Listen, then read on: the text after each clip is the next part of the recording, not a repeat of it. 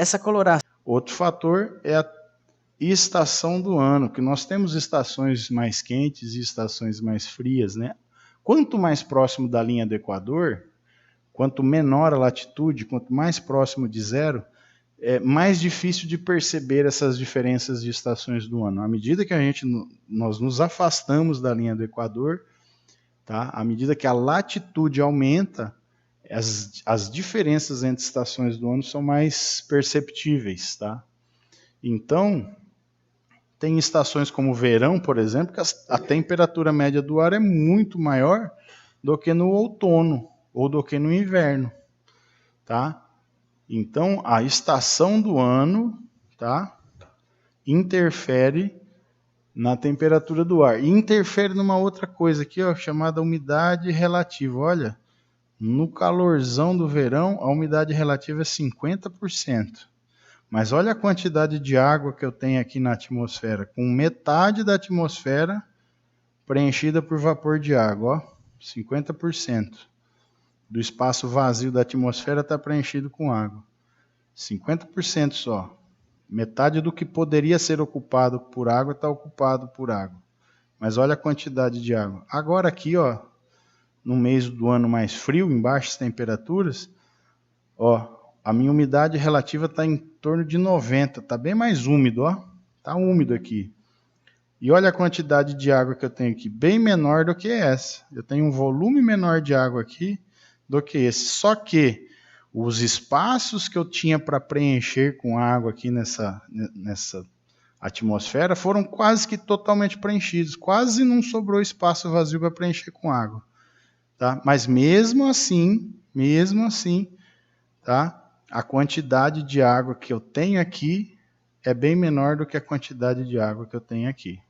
Tá? E é por isso que vocês vão entender mais na frente que temperaturas mais baixas, a taxa de transpiração das plantas, a taxa de evaporação da água do solo diminui. Tá? Outro fator que interfere na temperatura do ar é esse que é a presença de nuvens. Pô, simples, né? Tempo, céu aberto, não é muito mais quente do que quando está nublado? Você tem uma incidência aqui com o céu aberto dos raios solares direto sobre a superfície. Não tem nada amenizando, filtrando, segurando, bate direto. O que sai do sol chega direto aqui. Quando nós temos nuvens, parte dessa radiação é retida aqui, ó. Parte dela é perdida aqui, ó. Essa energia é absorvida pelas nuvens e não chega totalmente ao solo. Então, dias nublados, a temperatura do ar tende a ser mais amena. A superfície dos objetos aquece menos do que em dias ensolarados, tá? Isso aqui é fácil de entender, né? É só ficar no sol e ficar um dia inteiro no tempo, um dia de céu aberto, e um dia inteiro no tempo num dia de céu nublado. Né? Você vai perceber que em uma dessas duas situações você vai sair preto, torrado, com queimadura. Tá? Outro fator, umidade relativa do ar. Tá? A quantidade de água que existe no ar interfere na evaporação e na transpiração. Tá? Se o ar está seco, a evaporação e transpiração é maior. Quanto menor a quantidade de água no ar, maior a quantidade de água a ser transpirada e a ser evaporada.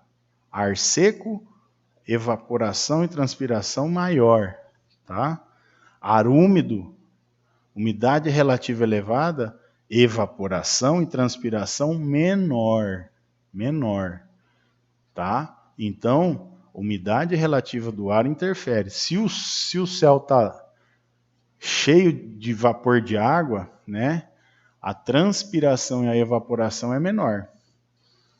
Se o tempo, a atmosfera está seca, a evaporação e a transpiração é maior, tá? E a presença de ventos. O vento faz com que aumente a evaporação e a transpiração, tá? Quando a água passa da fase líquida para a gasosa, ao redor das folhas e sob a superfície do solo, ou sob a superfície da água, dos lagos, forma uma camadinha concentrando o vapor de água que é chamada de camada limítrofe. Tá? Toda vez que um líquido evapora, Logo acima do local onde ocorre a evaporação se concentra vapor daquele líquido, principalmente a água. Se concentra vapor de água. E aquela concentração ali em cima, tá, diminui a taxa de evaporação e transpiração. Tá? Vocês sabem por que quando vocês querem esfriar um líquido quente ou algum alimento quente, vocês assopram ou não? Vocês têm ideia o porquê? Se assopra? Sabe por quê? Você vai tomar uma sopa quente ou um líquido quente, um café está muito quente, aí a pessoa não assopra para esfriar. Porque quando você assopra, na superfície do líquido ali, tanto da sopa quanto do café, tem uma alta concentração de vapor de água. Tem um negócio chamado camada limítrofe, que faz o quê? Bloqueia a perda de calor. Fica tanta água em forma de vapor ali, uma camadinha fininha, que não deixa mais ocorrer a evaporação. Tá? O líquido está quente, está evaporando, mas chega uma hora que ele forma uma camada em cima, concentra tanto vapor de água que dificulta a saída do vapor de água dali. E aí fica parado aquele vapor de água e não deixa mais água ali embaixo evaporar.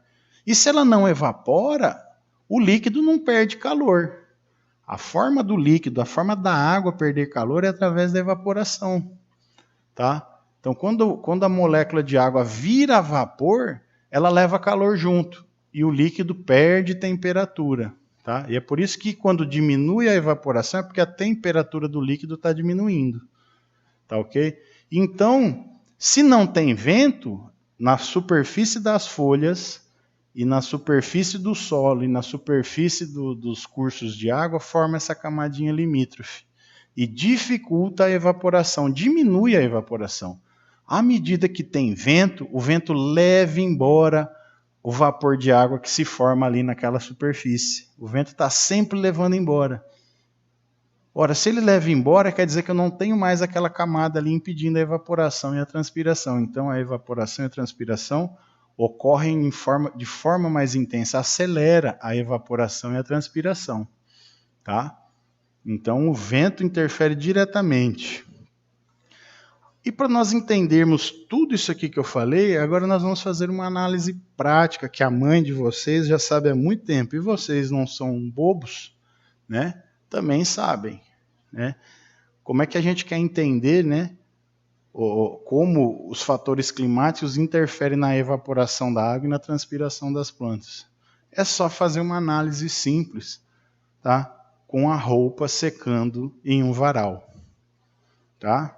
Então vamos lá, ó, nosso varal com a roupa secando. Qual foi a primeira coisa que eu falei, né, que interfere na evaporação e na transpiração? Disponibilidade hídrica. Quer dizer o quê? Se tem água, tem mais evaporação. Se não tem água, não tem tanta evaporação, diminui. Imagine aqui que essas roupas estão molhadas. Vai ter evaporação? Vai ter, porque tem água aqui para ser evaporada. Se essa roupa está seca, tem evaporação? Não tem mais água, não tem água no sistema para ser evaporada. E assim a transpiração. Se tem água aqui dentro da planta, imagine que isso aqui é planta, né? Tem água dentro dela sendo absorvida lá do solo, então vai ter evaporação, transpiração, me desculpe. Se tem água na planta, ela vai perder para a atmosfera por transpiração. Tem água no sistema, transpira. Tem pouca água no sistema, transpira pouco. Não tem água no sistema, não transpira. Então, roupa seca no varal não perde água, porque já não tem mais água para perder. Agora, bota uma roupa molhada no varal. E ela vai perder água. Ela vai ficar seca. Toda a água que estava no tecido vai ser perdida para a atmosfera. Tá? Então, se a roupa está molhada, ela evapora mais e ela transpira mais. Tá? Temperatura do ar. Horas, se eu botei a roupa no varal e é um dia quente, ela seca numa certa velocidade. E se for um dia frio, pessoal? Aonde seca mais rápido a roupa? Em dia quente ou dia frio? Em temperatura do ar elevada ou temperatura do ar baixa? Aonde seca mais rápido? Em dias quentes, quando a temperatura do ar é maior. Por quê? Lembra que eu mostrei o desenho? Vou voltar aqui atrás, ó. Aqui, ó. Quando a temperatura do ar é maior no verão, dia quente, a temperatura do ar é maior, eu tenho uma umidade relativa média aqui, ó, de 50%. Quer dizer que ainda metade do espaço que existe vazio nessa atmosfera ainda pode ser preenchido com água. Entenderam? Tem espaço vazio. Dia quente, tem muito espaço vazio para ser preenchido por água. Dia frio, tá? Ó, o espaço que tem para a água preencher é muito pequeno. Então, umidade relativa do ar em dia frio, ó, frio, umidade relativa 90%. Esse valor varia, tá? Isso aqui é um simples exemplo. Frio, umidade relativa em torno de 90%, tá? Dia quente, tá? Dia quente, umidade relativa em torno de 50%. Quer dizer o quê? Olha, 50% do volume que ainda pode ser preenchido com água, ó, é um volume muito grande que cabe de água aqui dentro ainda. Quer dizer que cabe muito vapor de água aqui. Olha aqui agora, 10% só do volume. Eu tenho uma quantidade de um volume disponível para absorver água muito pequeno. E olha só, né? O percentual é pequeno, só 10% disso aqui pode absorver água. E o volume é pequenininho. Ó. Então, bora lá de novo no varal. Então, no dia quente, a roupa seca muito mais rápido. Por quê? Porque o ar ao redor está quente e cabe muito vapor de água nele. Tem espaço para absorver o vapor de água da roupa. E o vapor de água da roupa vai preencher esse espaço, tá? Enquanto ele não preenche, a roupa continua perdendo água, porque está quente, o calor aquece. O calor aquece as moléculas de água da roupa, essas moléculas adquirem energia e evaporam. Puf! O calor aquece as moléculas de água da folha da planta, essas moléculas se aquecem, adquirem energia e puf, evaporam. Vira vapor. Quanto mais calor, mais rápido a evaporação, mais rápido a água adquire energia, mais ela perde. E o ar é capaz de absorver mais água, porque quando aquece o ar expande, as moléculas ficam distantes umas das outras e fica cheio de espaço vazio para que o vapor de água preencha.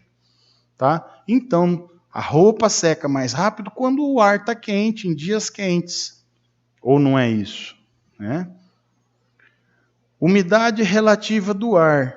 Professor, mas tem dia que é quente que está úmido. Nossa, que mormaço, professor. Olha, vai chover. Ou choveu, olha que bafo quente, está abafado. Sabe o que é esse abafado, esse mormaço? Vapor de água. Quer dizer que a atmosfera está carregada de água. Sabe aquele dia que você transpira e o suor não evapora do corpo? Né? Você faz atividade física e fica com a roupa molhada horas e horas, aquela coisa melada no corpo horrível. Por que fica melado? Nessa época do ano que nós estamos agora, mês de setembro, outubro, né? Agosto, setembro, outubro, ou mês de julho, agosto, quando venta, né? O nosso corpo está sempre seco. Por mais que a gente faça atividade física, molha a roupa rapidinho, suor seco, fica até o sal na roupa do suor. Mas a água evapora bem rápido, seca rápido, né? Por quê? Porque está quente e a umidade relativa do ar é baixa, está seco o ar. Agora, professor, mês de janeiro, né, é quente e tem dias que fica úmido pra caramba. Sim, antes de chover, depois que chove, né, a umidade relativa do ar se eleva. Mesmo quente, aí o ar já está com o espaço vazio que tinha para a água ocupar quase todo ocupado. Ou seja, não tem quase espaço para o vapor de água da roupa, ou do solo, ou da planta, ir lá ocupar o espaço, aquele espaço vazio na atmosfera. Então, se já tem muito ar, muito vapor de água no ar atmosférico, a evaporação e a transpiração diminuem.